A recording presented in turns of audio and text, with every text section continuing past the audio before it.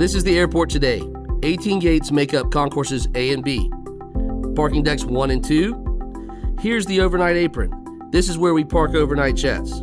Joint Base Charleston is to the right. The Boeing Company is to the left.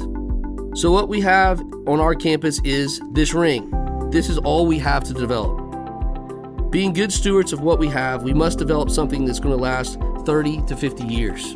Given the cost of construction and the magnitude of these infrastructure projects, we cannot afford any missteps. Our staff, working with our designers and contractors, will diligently and efficiently accomplish this expansion. These plans are complex, and the process will be lengthy, particularly dealing with the federal government. Today, when you arrive at the airport, you will see the beginnings of some of our projects already under construction. Currently, we are under construction on our new parking garage, PG3. In the coming months, we will start building our 4 temporary gates that will also handle international traffic. To do that, we will need to eliminate Gate B2. This space will allow us to reach the new concourses via fixed link. When you say temporary, that doesn't mean it has to feel temporary.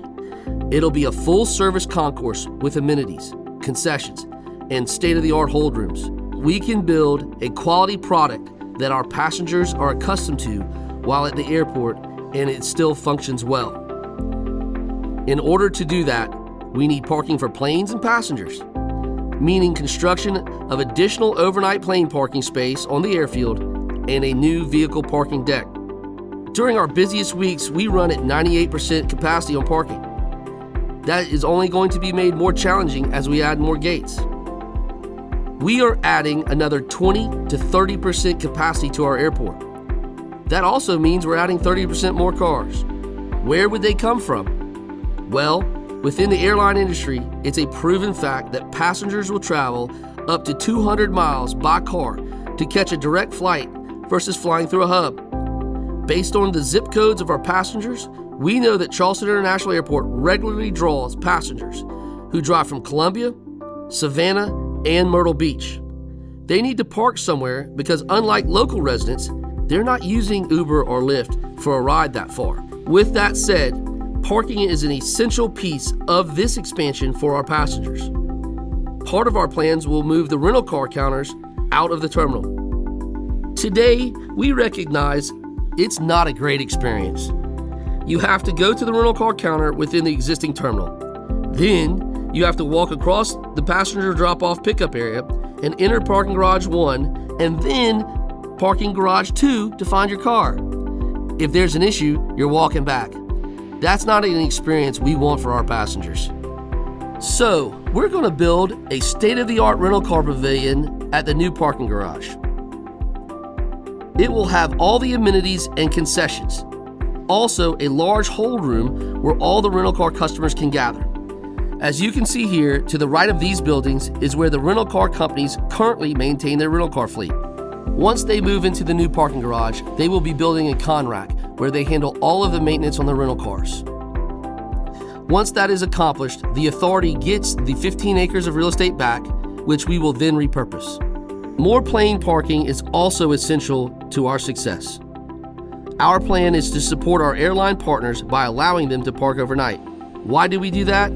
Because when they park here overnight empty, they leave the next morning full. It gives us a strategic advantage for our departing passengers as we deal especially with the mainline carriers in early morning flights to their hubs. What you see at the top of the screen is a large undertaking of permanent gates and a permanent ticket hall expansion. One of the issues we currently have is managing passengers along the curb of the airport. Our curb is congested and can be very dangerous. It was built in 1985. 82% of the folks who travel in and out of our airport cross 8 lanes of traffic to get to one of the parking garages, surface parking, or to the Uber and Lyft area. We will be increasing our curb by more than 4,000 feet, almost a mile. We'll be doubling the size of our ticket hall from 28 to 60 ticket counters, all of which will be common use. Well, why is that important? When an airline isn't using it, another airline can. Through technology and improved signage, we will be able to support more airlines with additional flights through the airport. We will also be doing autonomous bag drop with certain airlines. By doing this, it will be more efficient for our passengers and staff. To help manage the expected passenger increase, we will be adding 3 more lanes to the TSA checkpoint. Right now, TSA does a really good job. We're under 5 minutes in pre-check, under 12 minutes in the standard line. We're adding a 7th lane as we speak with brand new technology, biometric gates, and a fully automated CT baggage scanner that you might have experienced at a larger airport.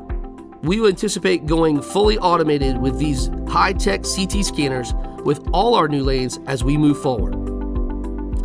We're lucky to have leadership at TSA here in South Carolina that promotes efficiency, Southern hospitality, and safety.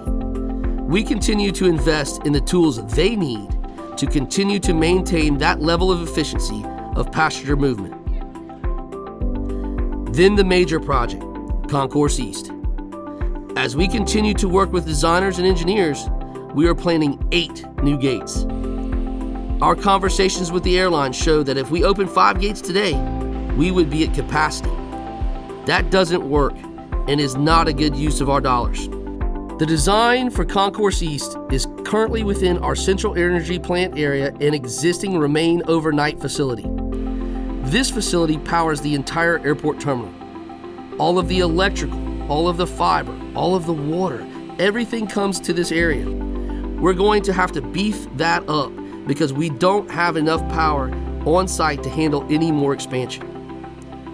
To solve that issue, we will be expanding our energy plant and encompassing that into the new facility. One might ask, why place it here if it's so difficult? It is important because this is our current concrete apron and Remain Overnight area. And as a result, the FAA has given us a category exclusion for the National Environmental Policy Act, or NEPA, which saves us at least 18 months in design and over $2 million in engineering alone. As we move west of the airport, this is where we will build what's commonly known as Concourse C. Remember that temporary concourse? Those gates will remain until the permanent concourse is built.